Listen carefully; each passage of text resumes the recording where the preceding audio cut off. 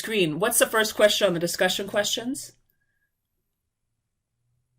That's what I want to see posted to a chat in Zoom, actually. Oh, they shared that chat. Great. Okay, perfect.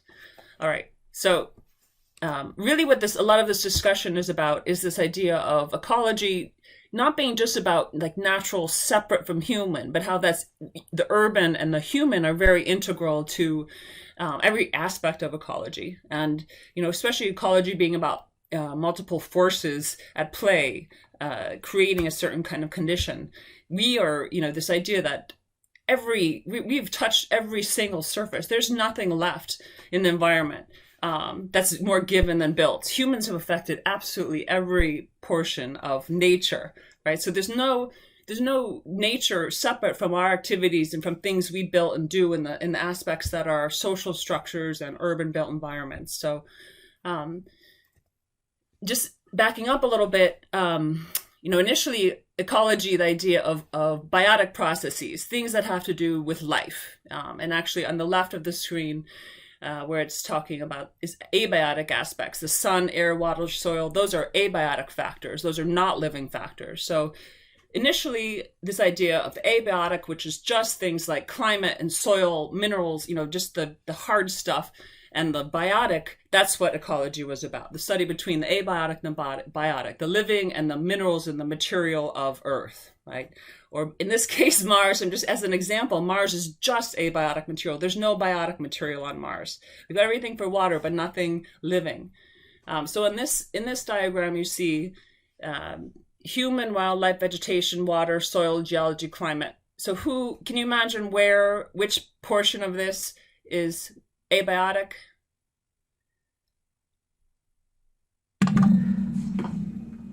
Where would you divide? Portion? I mean, so it looks like they all can contain biotic, but water, soil, geology, climate. Right. That's exactly right, Christopher. And it's funny because in what you say, they all can contain is totally true, because it almost should say dirt instead of soil, because especially the landscape architects, soil is like sacred and it has so much life. It's not dead. But in this context, this is just the minerals. This is just the hard stuff. And same with water. It's not all the living stuff in the water. It's just the H2O and the other chemistry that happens. So that's exactly right. So you want to, this idea of what's abiotic and what's biotic. It's really the simple division of life and material. And that was kind of historically how, what ecology focused on, but also there was sort of a divide in design. Like you either were a designer or you thought about ecology.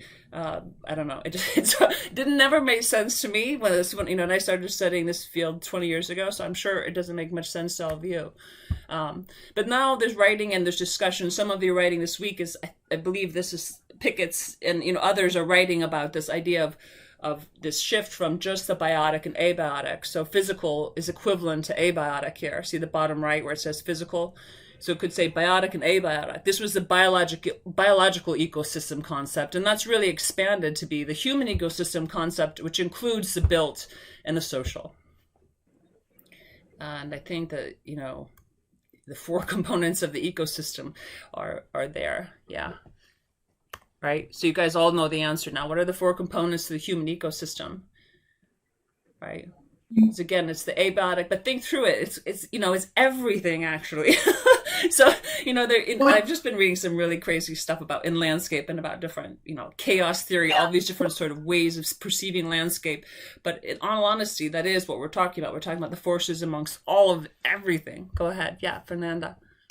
Wouldn't you consider built a physical element? Yeah, absolutely. Is there a relationship between all of them and they all connect and intersect? Is that what's happening here? Yeah, and I apologize because it should say, where it says physical, it should say abiotic in the most clear way for this, what we just discussed. So in some ways I'm like trying to trick you, like you catch it, but you're actually going to catch a point where a lot of this is sort of terminology. So really you want to get the base concept, because we'll be talking about all of patches and corridors, which are, it's all this, I'm just getting these books, these tomes, but these, land mosaics, patches and corridors. This is language that we see this name always associated with, but it's not the only one. It's a dialogue that's going on between lots of people. And so some of the terminology is it's just terminology, but you really want to understand what this is describing, which again, the biotic and the abiotic, the original biologic concept being just the living and the non-living material. And the built, yes, is physical, totally. And it's infrastructure. It's all invisible actually also. When you think about the complexity of what we have going now with the digital world, right? They have a whole other realm that's sort of, what is virtual in here? Which is, yeah, anyway. Absolutely built and physical, the kind of, I can see how that's confusing. But it also is really interesting to start thinking about, the built as just material. Think if you start breaking it down in just its abiotic components, like garbage, sort of, but that's where the whole waste to resource thinking comes from. And like can you just sort of break down architecture into its minerals, right? So that's exactly, how's everybody doing answering your question? I think everybody have a chance on Moodle to put in their discussion answer on the coffee house thing. Does that work okay? Is it possible to do while you're talking, or is that annoying? I'm having trouble better focusing or on worse? both. Huh? So I'm having trouble focusing on both. So it's Okay, taking me a you while. can wait then. It's fine. We'll just, if someone Same. can keep posting it so you know what to write, that might be better. We can see how far we get to, but it's fine. Okay. So I think switching gears sometimes too much won't work, and these are maybe too close together. But then it does really lend itself right to our next. What your question about the built and the physical is. This is a guy's project who I gave you the link on his work as well. This is his link to his work now. I know some of the other folks have been looking at his stuff at the design center. Really crazy and awesome. But I love this. The idea of senescence is in plant biology. This person has a whole study of what this means on like a design formal level, which the concept of senescence is when things naturally die. Like a tree has a normal lifespan that it's going to die. Certain trees like birch, they die around 30 years. And then so this is worth checking out further, their work, and just kind of, they're really getting into the visualization opportunity with all kinds of software and modeling that and study of really microbiology. It's pretty, I think it's exciting. But and then this person as well, kind of other end of things, but really fundamentally planting with an understanding of succession. And they have a way of describing it as their own method and stuff, but literally it's a clear understanding of what succession is. And this is, succession in a plant community is when you basically have watched a series of plants follow one another again and again in a context where there's disturbance first. And there were a few places where they first started to really see this. It was like a Glacier National Park, where actually a portion where there was still glacier receding, so you could kind of see new denuded, new blank landscape and what would establish itself first, and then 50 years down the road. And you need to be able to see like 200 years to really see succession, which is not a normal person's lifespan. But you start studying a certain plant community in similar contexts, and you can see it. Another location where it was really visible and started to be understood. And this is like 1950s. It's not that long ago, but it was in the sand dunes around Lake Michigan. So because there again, you have, moving land and like disturbed land, and then a forest community that's going to kind of creep on and establish itself in the same kind of sequential manner. And so Akira Miyawaki is basically proposing that. They're talking about planting with a successional understanding of that plant community in mind, knowing that in 50 years that trees could be gone. This, you can see the bottom right here. You want multiple ages in a stand of trees. If you have all the even age stand of trees, one disease will wipe out the whole stand. So we're gonna it looks like it's we're gonna have to cut out in a little bit of time, but this probably gives you a chance to answer this question, which is a little bit more interesting. So we'll take a brief break and then sign back in. Like you can take, when this Zoom call ends, take 10 minutes and then be sure within that time you're signed back in.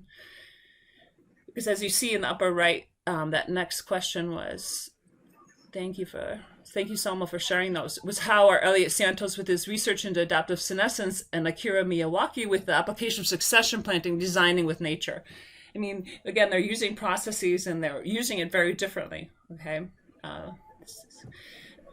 The next, I think there's just actually this slide on his work.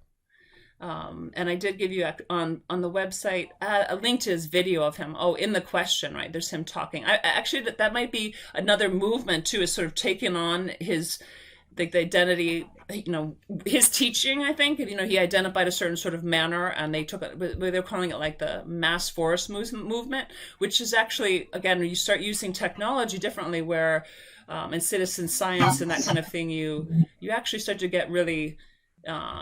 The idea of crowdsourcing forest is the way the title of the group I saw I think from the video is talking, and I was like, that's really an interesting way to think about forest health, because we have some major climatic change happening on forests, and that's going to sort of force succession and forest adaptation in a way that we've never seen. So when a forest is normally damaged, trees are just knocked over, say or burned from a fire.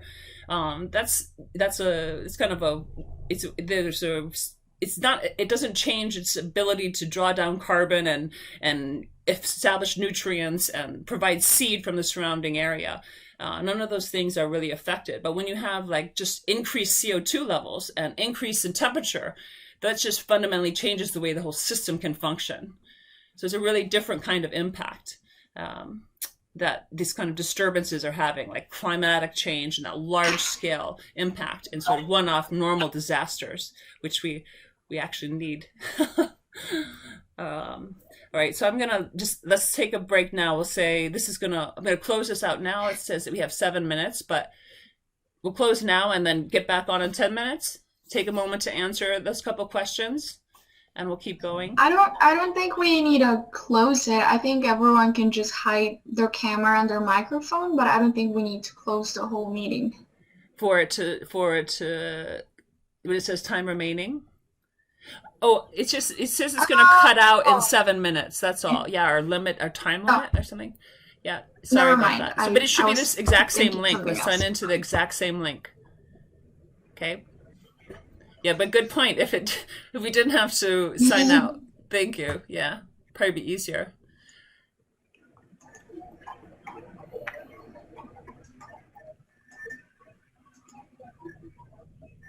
And because the chat's here. We can just copy and paste the rest, huh? Let's see. What?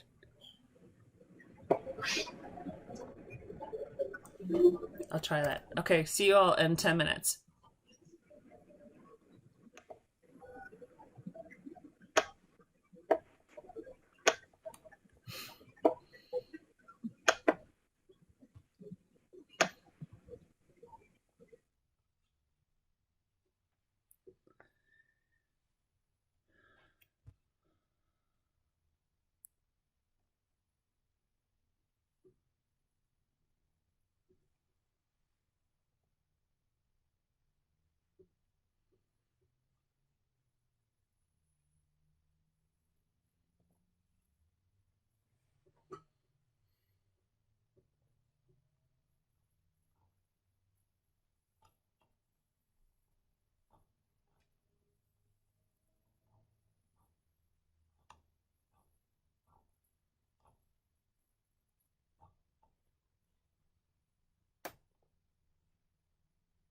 And you zoom way out,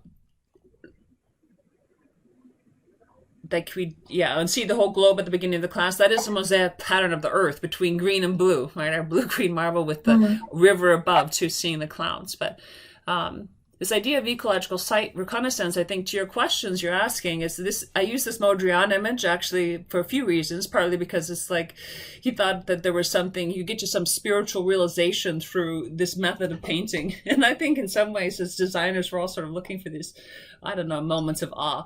But what I really appreciate about this painting is like, where's the frame? What is the frame? What's going on there? And that's literally what you need to think of when you think of site. It doesn't stop at the limit of work. It doesn't stop at what your client owns. It doesn't stop at the, here's my property line. I mean, yes, it does in certain practical matters, but it definitely does not when you talk about an ecology of a site. So let's see this. and those invisible services, so nature is the provision of these services. There's really these 4 categories in the center there. The supporting are the basic fundamental, like nutrient cycling, primary production. That's like the sun, that's like photosynthesis. Those are the things that nature does. We don't ask it to do, but they support every other function that's possible. In these 3 other categories, regulating these, and okay, the rest of this diagram is not exhaustive. It's just trying to give you examples of what the categories mean. And again, this is kind of overriding principles in ecological thinking, like what are ecological services offered by any system, and they fall within these 4 categories. So you can talk about them in generally in every situation. When we're talking about landscape, what are its metrics? You're trying to measure some of these ecological services. So understanding, regulating services have to do with climate regulation, modulation of natural disaster, recovery time from natural disaster, water health, the regulation of disease, modulation of extinction rate. A lot of these things we've seen our environment not able to provide as many regulatory services.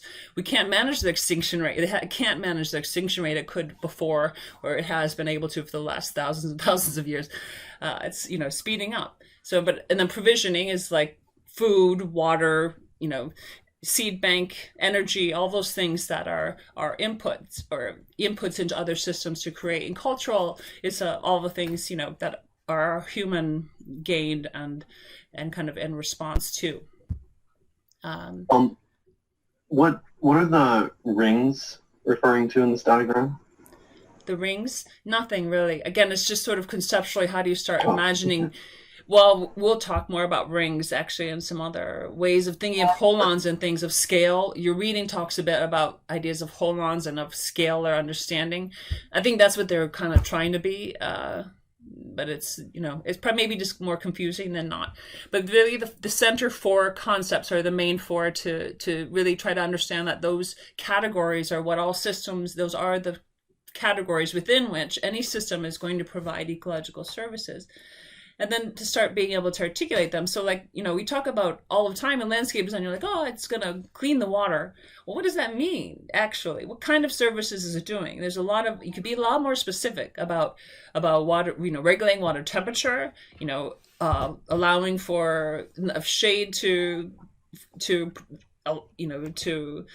drop the temperature to a health that would allow the rest of other species to come. Anyway, it's, talking more about how the whole system is linked and where the services can come in. You end up with a lot more specifics than generally anybody begins to say when they are thinking about design. Even just thinking about what a tree does, and that's what your first assignment.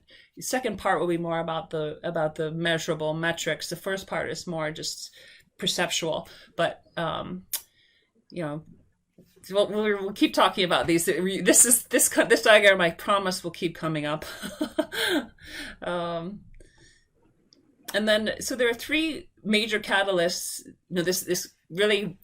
Ecology is a fairly new science. It's really been just, end of the late 1800s into the 1900s that it sort of established. It really came out of plant identification and categorization of plants into particular families, but it's developed there's these really 3 major catalysts that shifted from kind of a micro scale ecology and thinking about one organism and its relationship to environment to much bigger issues.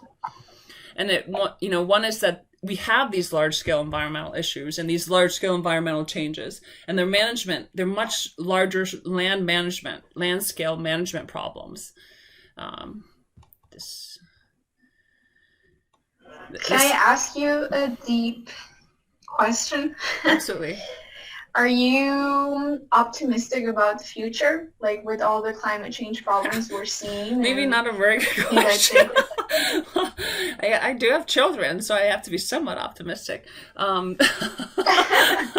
I don't know. That's a hard question. I'm not very optimistic, honestly. The rate of change is really dramatic, and I don't think we're really dealing with it. But I think it's solvable. I do think it's solvable. And landscape architects, I think, will largely be part of that discussion if we can frame our field properly, but I'm not sure sometimes about that. But in general, architecture and the discussions around sustainability and the materiality, all of those things are really critical. You think about the global scale of what we need to try to change or shift. It's kind of, it is kind of daunting, but I think it's entirely feasible.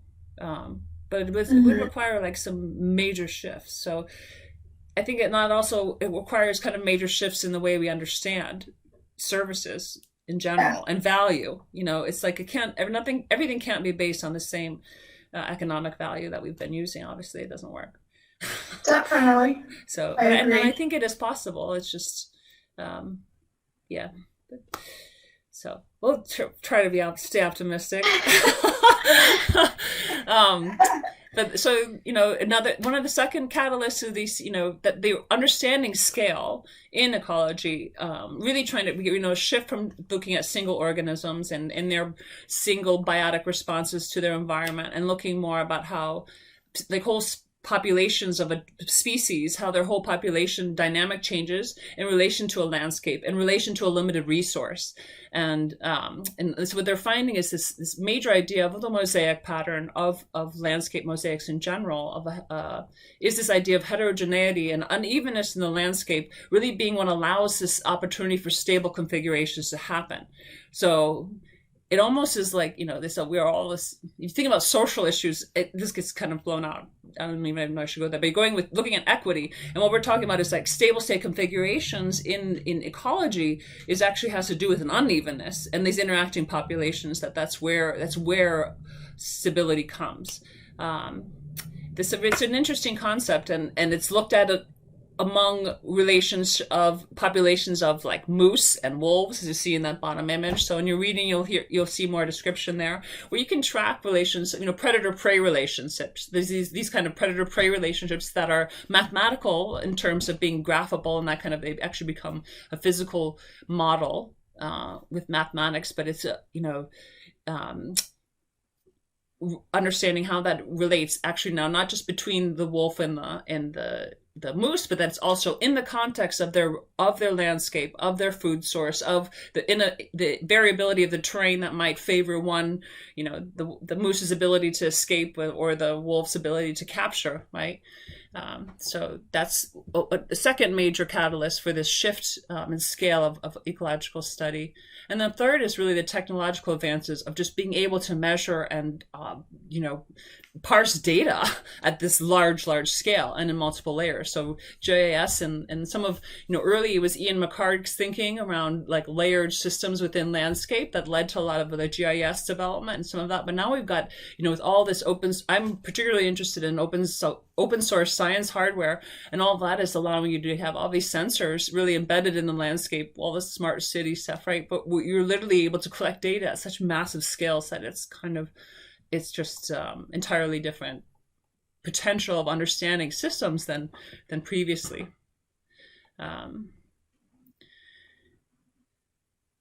So all right. So I just want to point out I mentioned this, there's maybe sort of a generational divide between design and ecology that makes no sense in my mind, but also there can be a divide between professions. Like, you aren't necessarily all expected to be the experts in ecology. Obviously, you can have different levels of interest and different levels of even background in order to be able to apply that and stuff. But you do want to be able to have the conversation and understand, like, you might have with someone who's exclusively in the fields of science, or say restoration ecology.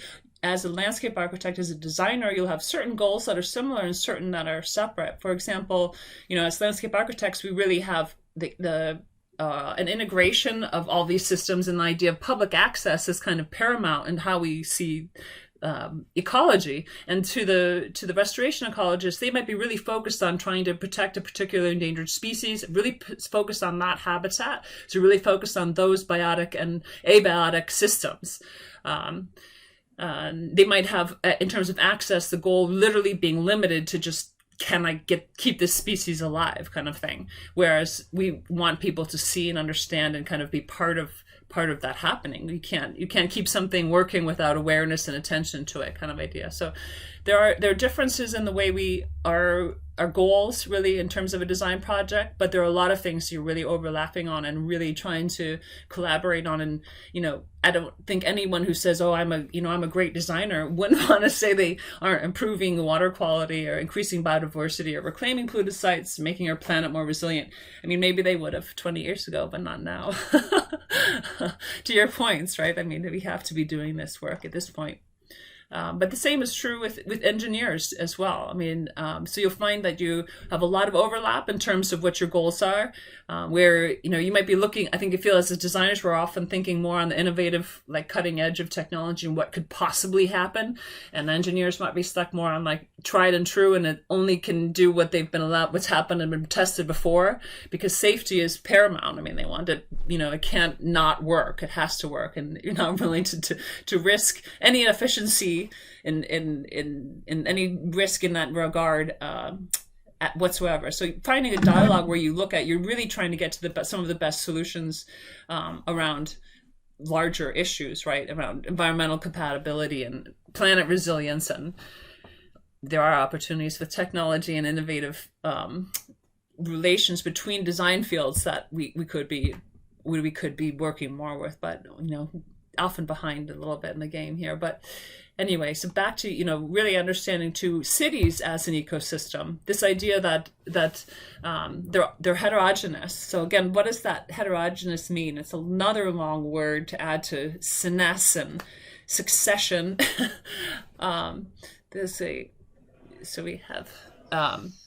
And it's really, what homogenized is. Homogenized milk is even. It's all, the fat's evenly distributed, right? It's all shaken up. It's not separate.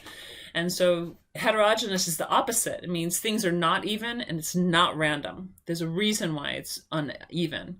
And it has to do with all of the underlying factors of the abiotic, the biotic, the built, the human, and then disturbance is our other component.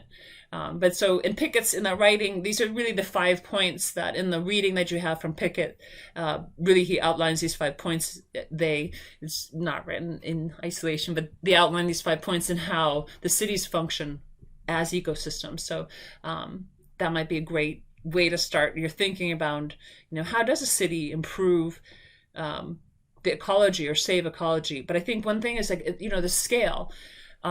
This actually might be somewhere in Brazil. I don't know. A student recognized it from one of their studios, and I don't remember which city this was, but it just, it's an urban aerial photo, and you see the contrast has been played with. But, thinking that this, unevenness is happened because of a variety of forces at play, not just one. There are aspects about the way the land's shaped.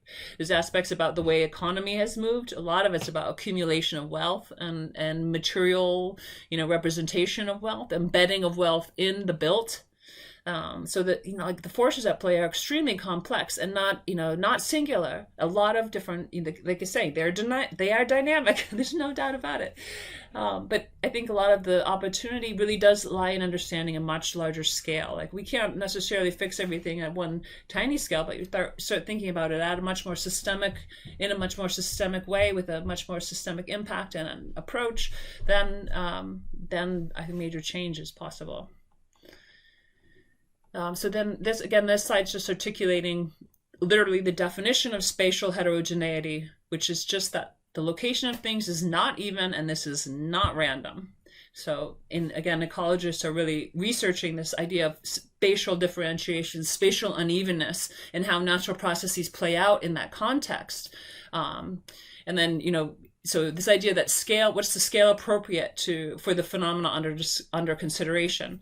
It's like if you're trying to understand the way, something's happening on the scale of a ground cover, you're looking at a much more detailed scale than if you're trying to understand the way a forest is behaving. You have to look at a much larger scale, both in time and in space.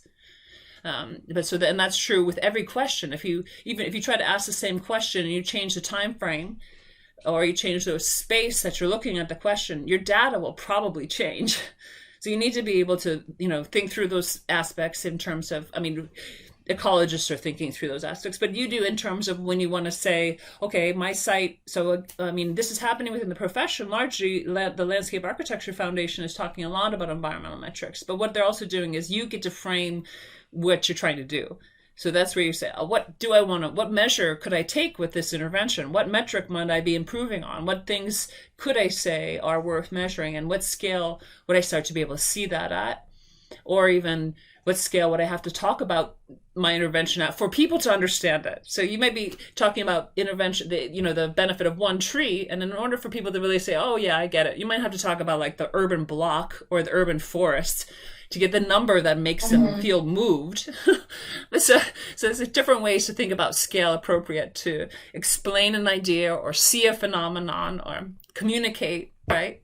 But definitely in terms of ecological research and being able to understand how natural processes function in this unevenness, that question of scale is really complex and interesting, especially like topics of biodiversity, particularly an area where that gets confusing. And interesting at the same time, but so it's exciting. You'll see a really basic diagram. We talk about about mechanisms too. The mechanisms are the bottom portion of this diagram, but thinking about the mosaic pattern and this idea of spatial heterogeneity, those two words, those are interchangeable. They're both talking about that unevenness of pattern that you see when you look from an aerial view.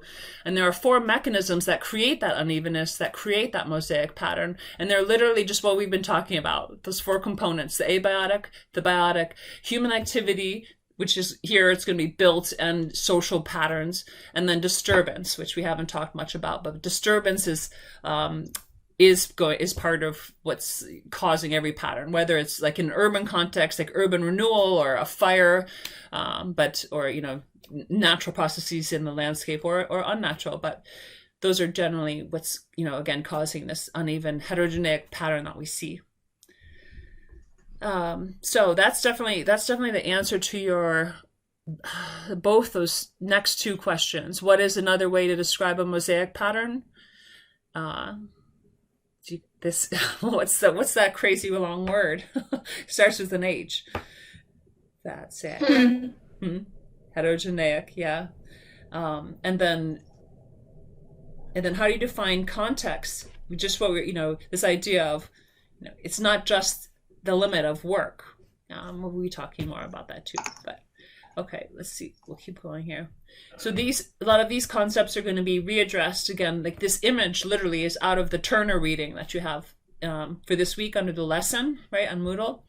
But it talks a lot about issues of scale and things. But there are 2 aspects of scale, and this is important, for us as designers too, because we're talking about scale when we look at plans all the time. We have to so there's 2 components to be considering when you're thinking about study that matter, and one is grain size, which is for us kind of like pixel. What's the DPI? What's the dots per inch? What is the resolution of the information? How detailed is the data? So you can take a measurement of a particular area, a particular extent at a really detailed scale and have one set of data. You can take that same extent with a different grain size and have a different resultant data, actually. And then, and the point again about, okay, we have 10 minutes here. The point again about scale in terms of, what was I trying to say? Sorry, lost my train of thought with that message about 10 more minutes. Okay, yeah. So you might measure different things with a different grain size. So for example, if you wanted to understand on a patch of forest what is the ground cover, you need a finer grain than if you're trying to understand tree canopy, where you would need a larger grain. Okay. And the same, so this might be an increasing extent, might be trying to understand, look how different the data is between those 3 scales. And that makes sense, just, kind of logically, you increase the area that you're going to look at, you're going to have different data. But if what you're trying to understand is, a lot of times in the science, what you're saying, okay, here's my plot, and I'm going to check what's in here, and I'm going to say, oh, that's what's in here for this huge area. So you have to be careful about kind of extrapolating, oh, this is going to be the same for this huge area, because the data, the pattern, the mosaic pattern, there's other influences going on that end up shifting that relationship. You didn't catch it on a small extent, but you start to catch something else in the mosaic pattern at that larger extent. You guys probably can't see my cursor. I'm moving my head with the arrow, but I mean, like, you can see it. You can? Okay, good. My daughter has something where she like draws with her nose. Yeah. Anyway, so that's yeah, and this is again, the idea of time and being able to see phenomenon in nature or in an urban context is totally true. I mean, I remember first arriving in Fort Point, this is like 20 years ago, and thinking, oh, this would be a cool place for a project. It's just so, it was so underway already. I mean, now we have this like whole new city built, but the same is true, to be able to see climate change, we have to be able to look at a much different kind of scale of environmental pattern to not to see what's happening now is off the chart of what normally happens in a fluctuating global temperature. We have now additionally, this introduction of totally much higher levels of carbon dioxide. They're like 30% higher than they've ever been in the history of the planet. So it's like, take a deep breath. You need the extra breath to get the same amount of oxygen, essentially. So we're literally changing the atmosphere. I have something I can share with you. It's a bit disturbing, honestly, because he shows what happens with birds when you just continue increasing the canary level. It's the canary in the coal mine concept. But increase the CO2 levels, and at some point the birds stop singing. And it's a really disturbing installation, because that's what he does, and that's what happens. Like, oh, okay, he's been there with the gas mask on, but. So that's where you see these scale dependent issues where we've got something different going on here than just the normal pattern of global temperature change. But so what's also interested is the interval of behaviors. So think the Turner reading discusses this further, but the general concept about this I think is easiest is to think about.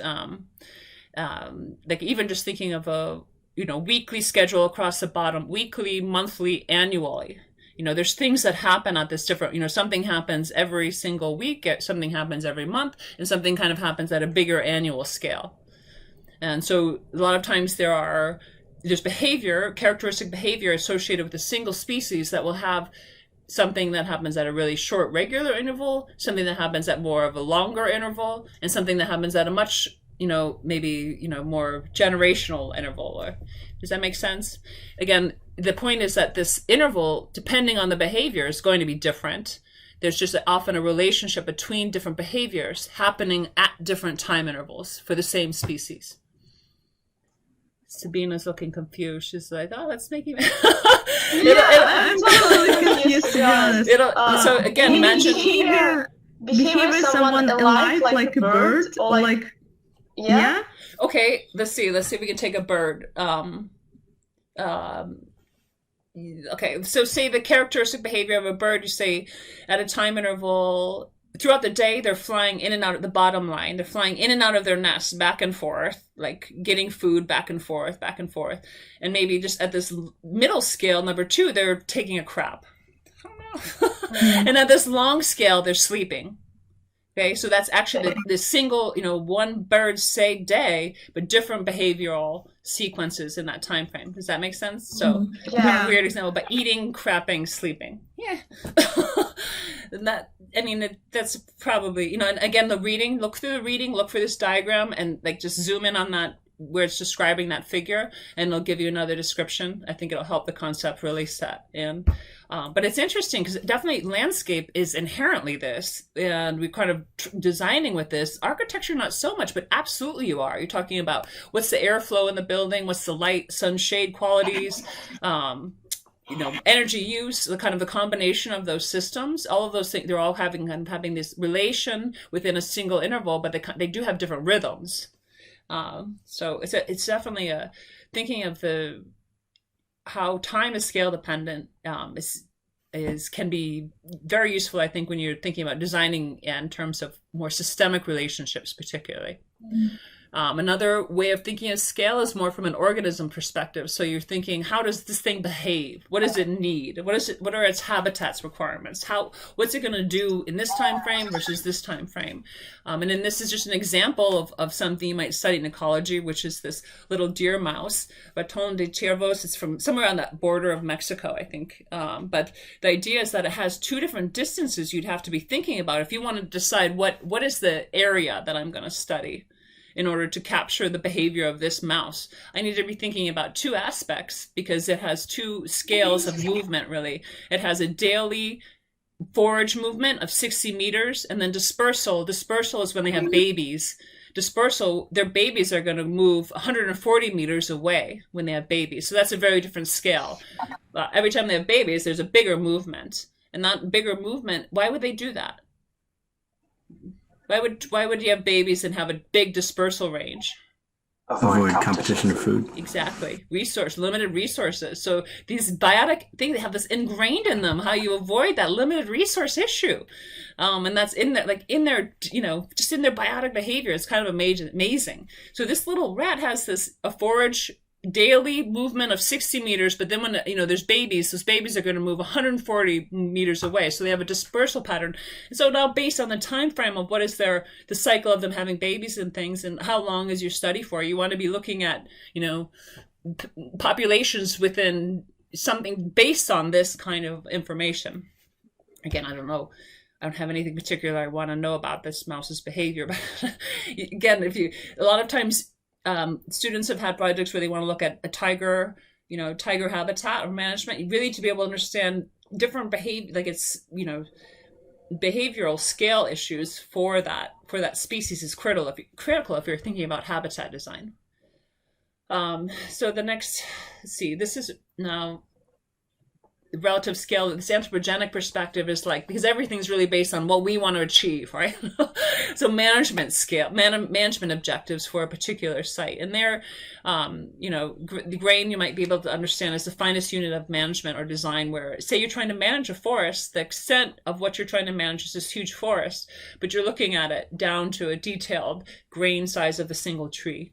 And you're thinking about in the intermediate scale of what is the pattern, a disturbance pattern that we're going to cut. Is that mimetic of a natural disturbance, or is it, my grid, we've seen forever, or can you do something that does have more of a natural edge, that looks more like a natural disturbance pattern, and then thus, end up with patterns of vegetation that are more mimetic of natural succession, even though it's managed, right?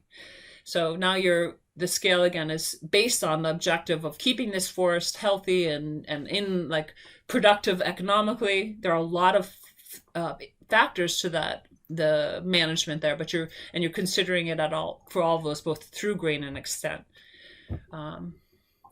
Okay, so this is the slide I mentioned, the levels of hierarchy, the idea that, the way you're focusing is actually the middle, not the big top piece, but the middle one. This is where your question is. This is where your observation is. This is where the thing you're trying to understand is. And then the bottom portion are the reason why, or the mechanisms. So say this piece in the middle here, this level of focus is mosaic pattern or heterogeneity. That's what we wanted to understand. And so the mechanisms there would be those categories, those four mechanisms we outlined: the abiotic, the biotic, human behavior, which is built and social, and then disturbance. Those would be the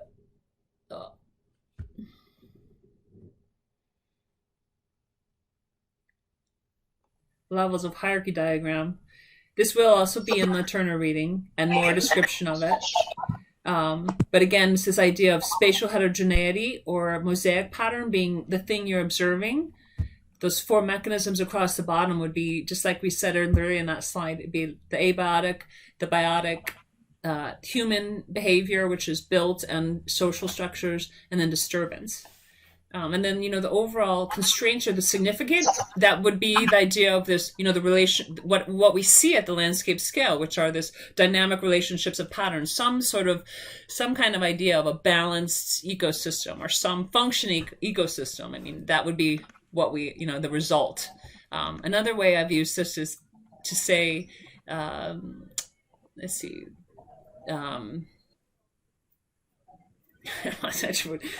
I was using an example of a basketball game, and the level of focus says, I think the level of focus was the point guard. This, I'm tall, so I was always center back by the basket. But I mean, the point guard was coming down and throwing up every shot, missing every shot, and I was just like, what is going on? That's my question. Like, why is this point guard missing every shot? And so the factors involved were, okay, maybe one, the ego thing that happened with point guards, but more importantly, this person needed glasses. They couldn't see the rim. So there was a function of literally failed sight.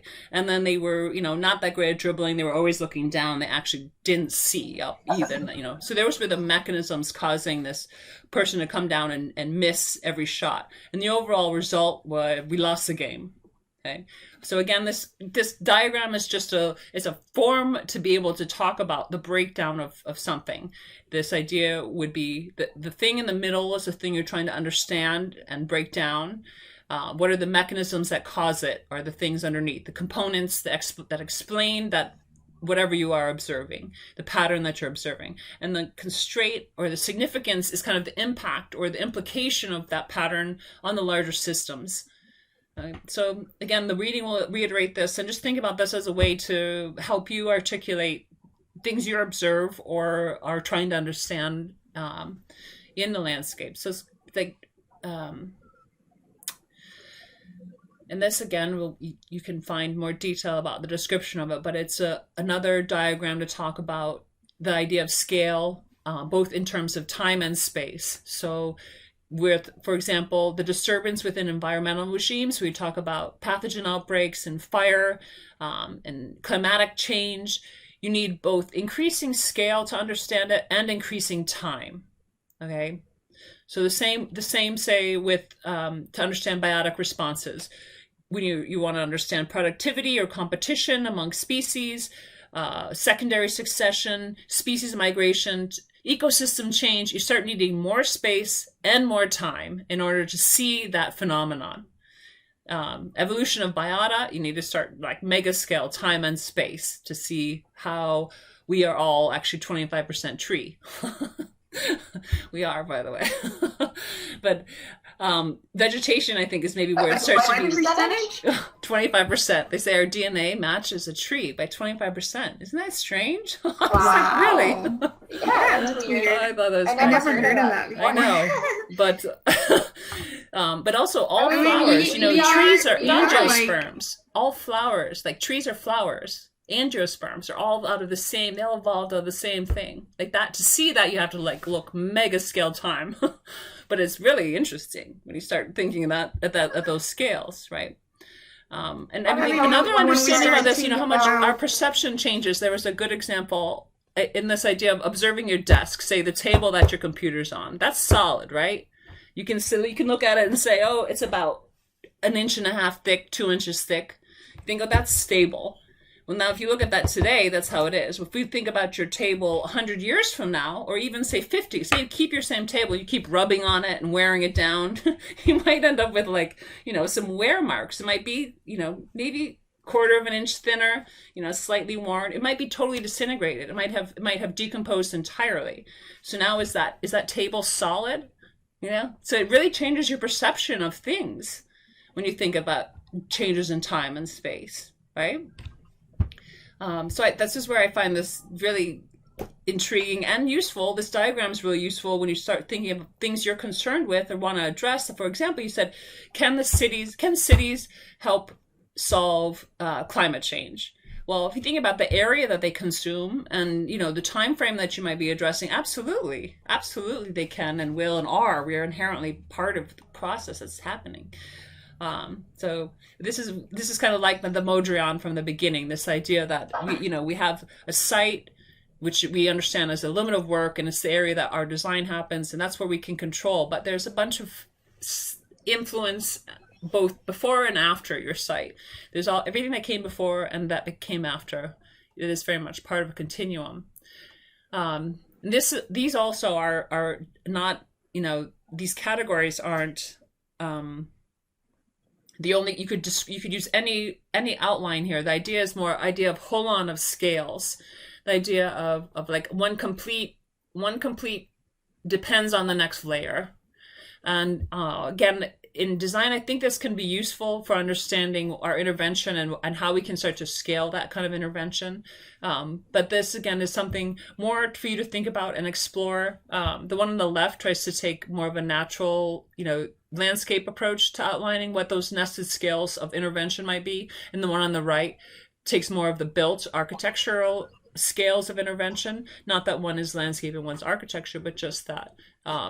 There's a way of dividing. Honestly, the point of these, again, it's actually up to you to make the layers useful to what you're trying to articulate. It's not like there's any right way to do it. Literally, it's a tool for you to use to help articulate what you're trying to address. So I'll ask you to try to make observations and use these. Like, and your observation might be something like, I don't know, the bird singing in the tree. And then you're like trying to understand how does that relate to the next scale and the next scale, next scale. And again, there's no particular end to what the goal is other than observation tools. I mean, you're trying to understand more where observations lead to some kind of a systemic understanding. What is Boston's biome? Did I pronounce it correctly? The biome. Oh, what's the ecoregion for Boston? So we are like in a temperate broadleaf forest, temperate evergreen broadleaf. It could be either. Yeah, temperate forest. And then so the watershed idea is, again, in landscape a way. It's not defined by politics. It's defined by a natural system. And flow is, it's something you can easily, you can measure. It's a good, a water body is something with measurable limits.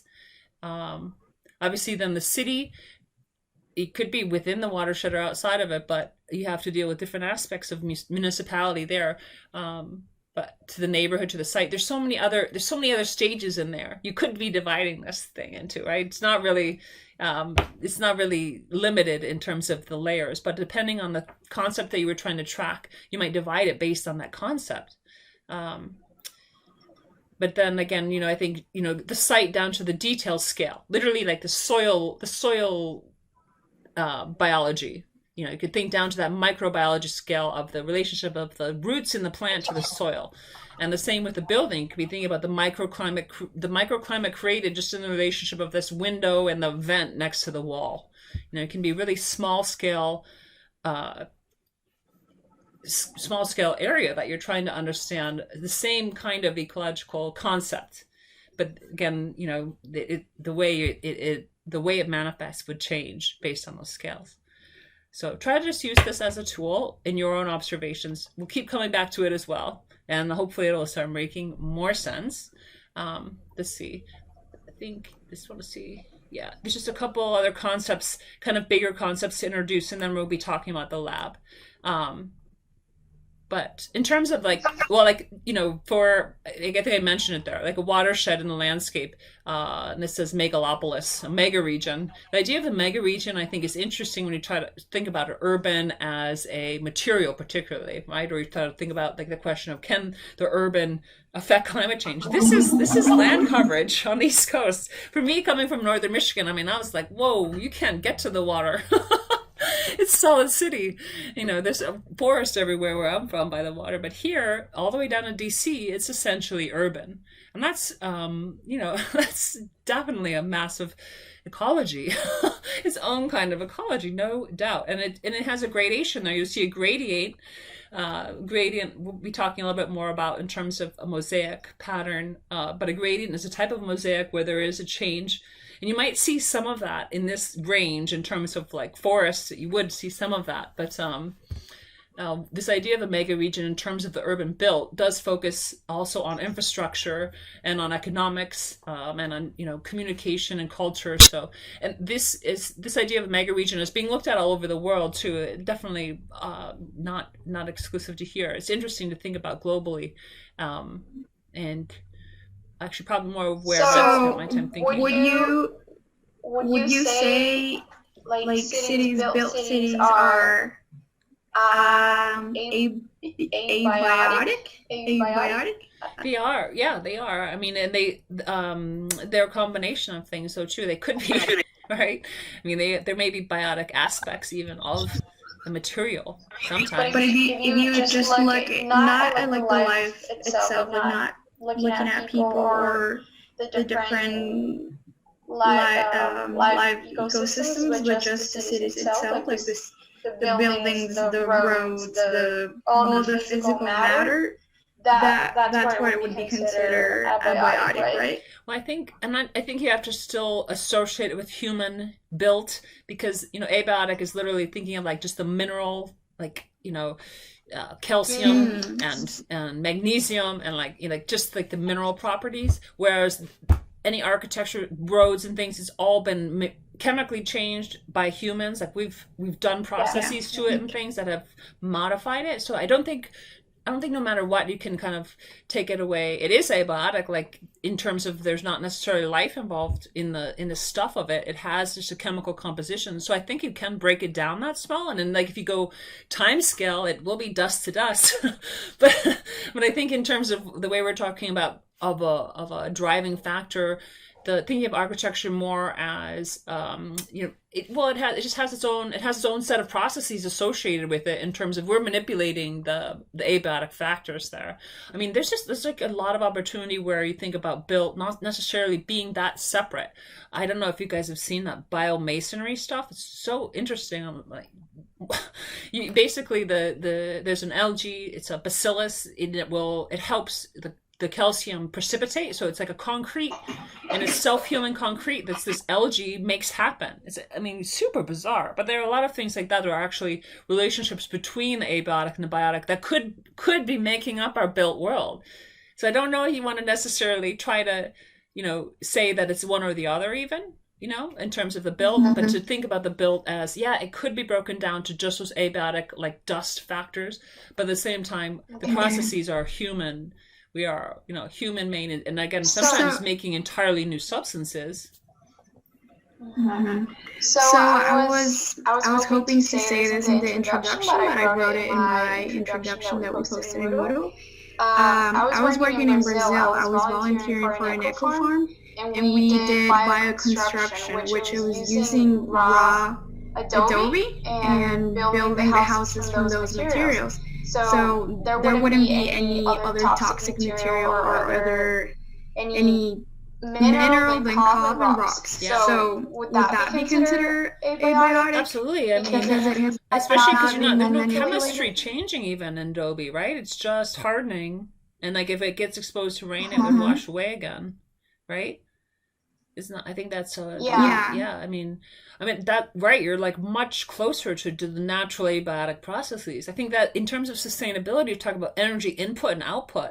This is where like energy flows, and you think about all those factors just being about energy flows and whether or not there's input or export of it, and money then becomes part of that also. It does get definitely adobe is like very low, like it's very on the natural, low consumption, easily back to dust. It was not adobe. It was cob. Right, that's slightly different, right? With the hey, I've done that too in the wetter climates. That's great.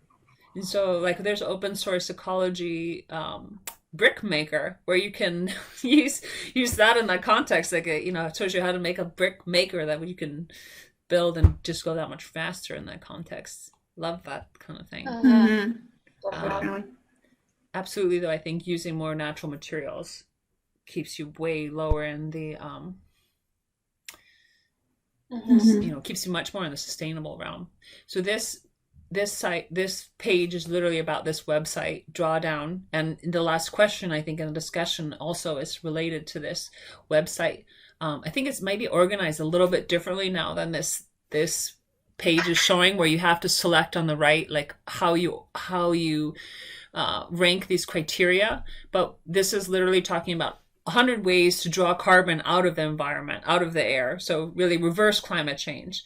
And I love this book because it kind of speaks to my cynicism where I'm like, no, we're doomed. But also said, look, there are actually all these solutions, and any of them, I mean, we can try to do all of them really, or all of them are happening on some level. So But what's interesting, I think, is that in the top 25, a large portion of these have to do with land management. So, and now I think with the way the ranking is, I don't even think refrigeration comes up as the first one anymore. But even things like reduction of food waste, that's compost, which if you put that back into soil, it's more organic matter in soil, it increases the carrying capacity of soil, meaning more water can hold in the soil, there's more nutrients available. I mean, some of these things are part of systemic approaches to landscape. They're not necessarily, just design. I mean, they are designed, but they aren't,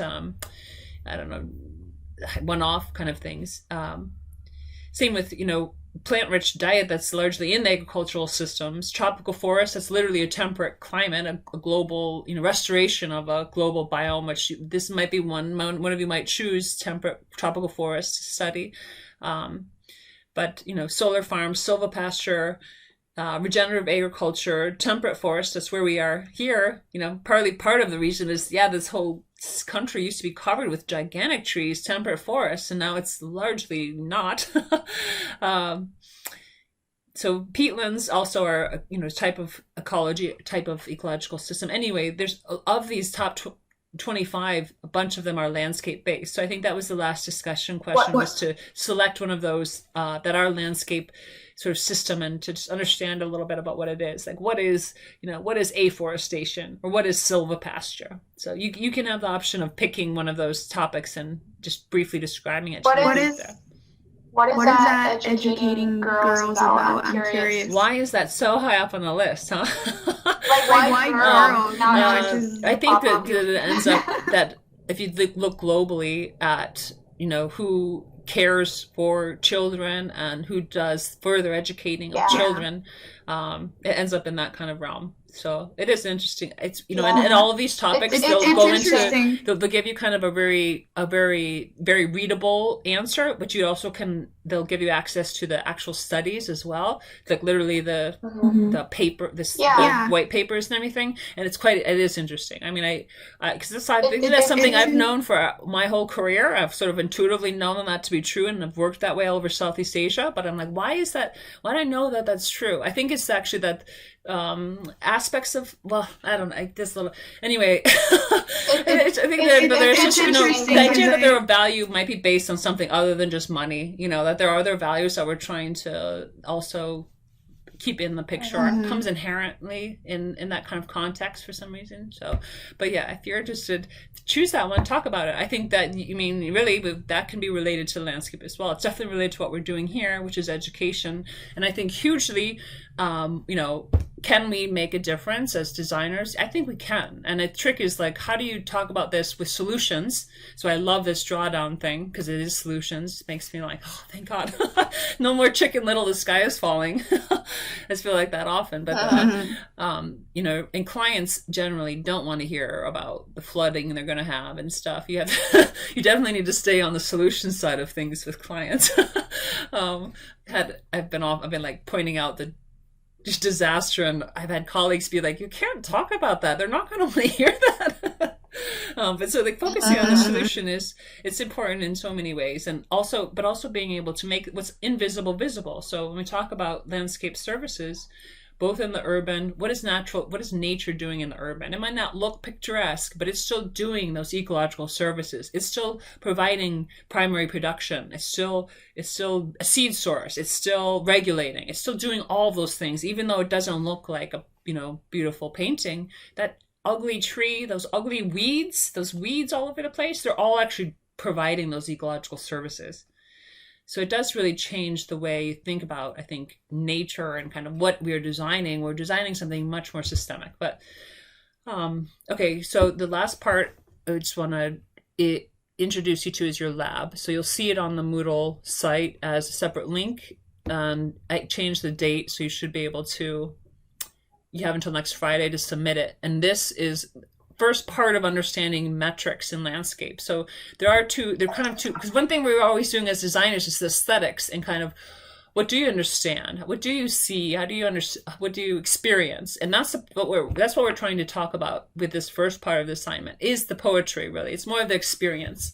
It's not meant to be the metrics yet, and even your knowledge about the tree. There's one thing we have to measure, and one we have to identify so that we can go forward. But really, what this part of the assignment is about documenting your experience in relation to time. So you want some method of recording time in a graphic also, and then of noting your observation. So I just use as a inspiration this guy, Ernest Haeckel, who invented the beginning of the term ecology with ecology in the 1860s. But literally this idea that he understood mainly through a really intense observation, just really, just insane, obsessive observation of nature, that nothing is constant but change. All existence is in perpetual flux of being and becoming. That the broad lesson of the evolution of the world, this sort of liminal stage of constant change. So that he made these amazing drawings. So this is where I say the level of detailed just observation is kind of amazing. I don't expect you necessarily to do drawings like this, but I guess it's just, I think as designers, one of our most important skills is our ability to see, and getting used to utilizing that and articulating why we see what we do and why we like what we see or don't like what we see it's one of our, it's just a tool that we can use or not use as a designer. I encourage you to use it. So some of these, I think these are diatoms, or something he was looking at in the microscope, and this is algae. Some people don't like looking at some of these images. They're too, like, I don't know, there's too many small circles or something. I had a friend who had an issue with that at some point, but these are actually a couple examples of students' submissions, just to give you an example of what people have submitted, and not holding them up as necessarily great examples. It's just what people did. Don't be intimidated to do whatever you will do.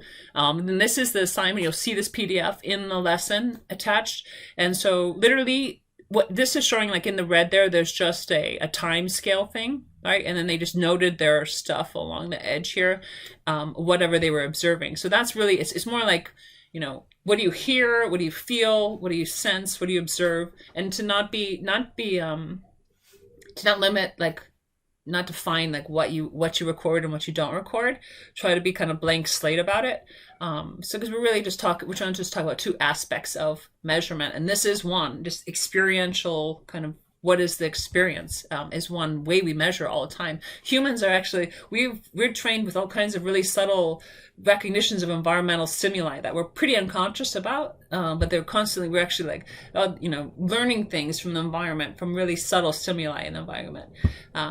So the main thing is just that idea of, setting up a measure for time for yourself, making some notes, and then the other piece of it will be literally to identify the tree that you're observing. So you want to, and if you can either try a plant app, like a plant ID app. They're really useful. If you're still not able to identify what species that is, you can take a branch with enough, with some leaves. Hopefully you won't damage the tree, but and I can help you, through a step-by-step identification. Normally I would show you a book. Let's see. This is one that I love for this area. It's developed by it's actually backwards, isn't it? By a professor down in Rhode Island. But what you end up doing in plant identification is it starts by determining whether or not a leaf is alternate or opposite.